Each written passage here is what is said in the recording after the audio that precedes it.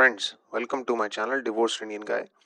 दोस्तों, आज मैं आपसे एक ऐसे टॉपिक पे बात करने वाला हूँ जो कि शादी या डिवोर्स से रिलेटेड तो नहीं है, पर हाँ, ये टॉपिक, ये मुद्दा, ये पुरुषों को ज़रूर इफ़ेक्ट करता है। दोस्तों, आपने आजकल देखा होगा कि जब आप लिंक्डइन पे या नौकरी पे अगर आप जॉब्स देख रहे हैं, तो आप नोटिस करेंगे कि काफ़ी सारी पोजीशंस पे लिखा होता है ब्रैकेट में कि वुमेन कैंडिडेट ओनली, या लिखा होता है वुमेन कैंडिडेट प्रेफर्ड, या फिर ब्रैकेट में लिखा होता है डाइवर्सिटी पोजीशन। और दोस्तों, डाइवर्सिटी पोजीशन, जैसा कि हम सबको पता है, मतलब है कि उनको लड़की चाहिए उस पोजीशन के लिए। और दोस्तों, अगर आप मेरी तरह एक आईटी या एक किसी भी प्राइवेट एमएनसी में काम करते हैं, तो आपने नोटिस किया होगा कि आजकल एक नया ट्रेंड चल रहा है, और वो ट्रेंड ये है कि हर लेवल पे आजकल एक फिक्स्ड परसेंटेज का एक टारगेट होता है कि उतने परसेंटेज लड़कियां होनी चाहिए। और ये जो टारगेट होता है दोस्तों, ये इंडिविजुअल कंट्रीब्यूटर लेवल पे भी होता है, चाहे आप जूनियर डेवलपर हैं, सीनियर डेवलपर, या जूनियर एनालिस्ट, सीनियर एनालिस्ट, या फिर मैनेजर हैं, डायरेक्टर हैं। हर लेवल पे आज की तारीख में एक फिक्स परसेंटेज का टारगेट होता है कि उतने परसेंट लड़कियां उस लेवल पे होनी चाहिए।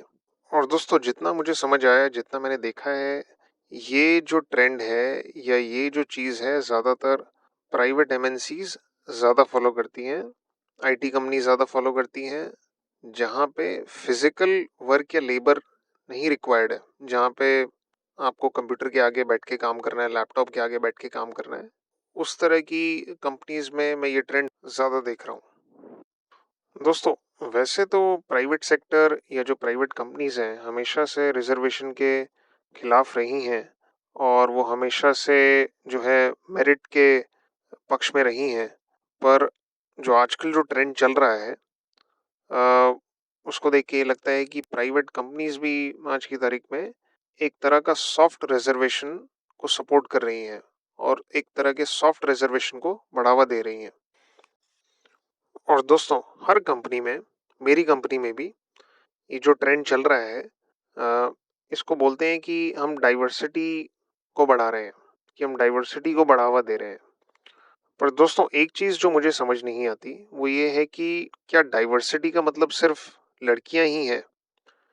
प्राइवेट कंपनीज ने दोस्तों डाइवर्सिटी के नाम पे अपनी सोच को इतना छोटा कर लिया है कि उनके लिए डाइवर्सिटी का मतलब आज की तारीख में है सिर्फ लड़कियां, कि लड़कियां हायर करो और डाइवर्सिटी बढ़ेगी उससे।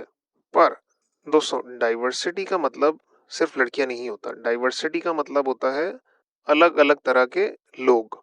और दोस्तों, अलग अलग तरह के लोग में लड़कियां भी आती हैं, वो लोग भी आते हैं जो किसी दूसरे प्रदेश से आए हैं, या फिर उनका एजुकेशन बैकग्राउंड अलग है, या वो शायद उतनी अच्छी अंग्रेजी नहीं बोलते, या जिनका सोचने का तरीका बहुत अलग है, जिनका वर्क एक्सपीरियंस बहुत अलग है।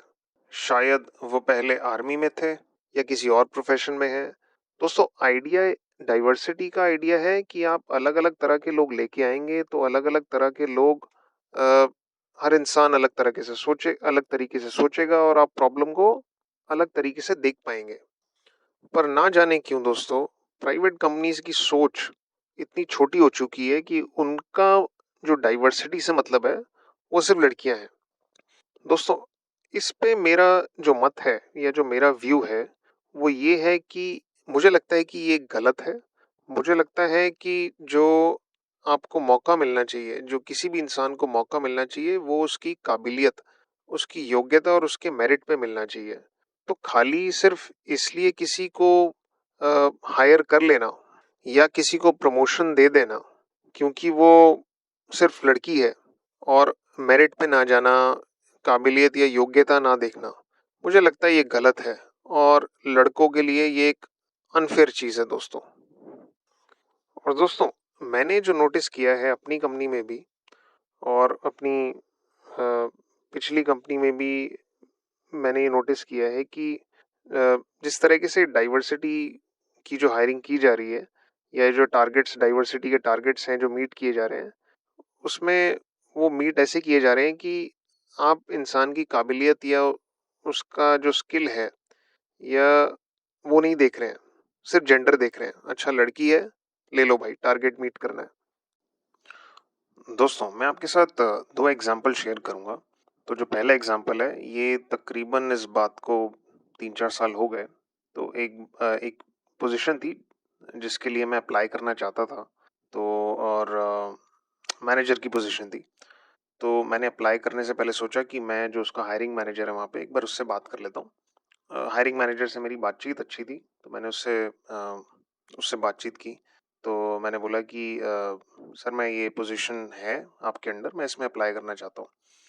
तो जो हायरिंग मैनेजर जो जो था उस टाइम पे, उसने मेरे को कहा कि देखो मैं तुम्हें साफ साफ बताता हूँ, ये जो पोजीशन है इसके लिए मुझे लड़की हायर करनी है।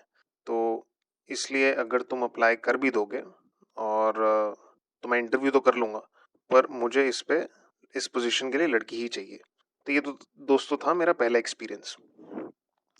और दोस्तों जो दूसरा एक्सपीरियंस जो भी कुछ टाइम मेरे साथ हुआ, मेरे साथ नहीं हुआ, पर मेरी जो अभी जो करंट कंपनी है उसमें ये मेरे साथ एक एक्सपीरियंस हुआ, जहाँ पे एक मेरा एक कोलीग है।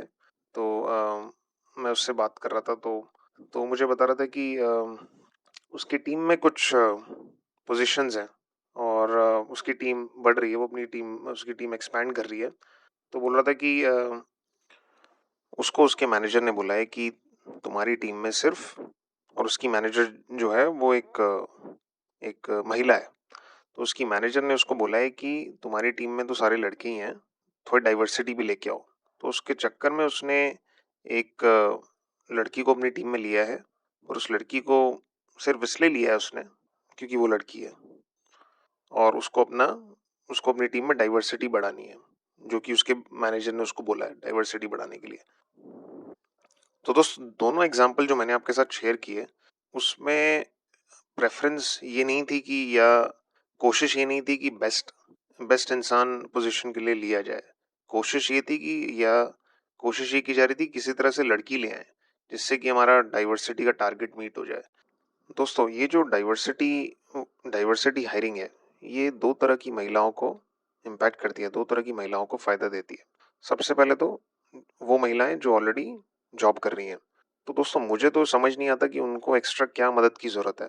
हाँ, ये हो जाता है कि उनको एक्स्ट्रा उनके प्रमोशन जल्दी हो जाते हैं, या उनको जॉब स्विच करने की ज़्यादा अपॉर्चुनिटी मिल जाती है एज़ कम्पेयर टू पुरुष।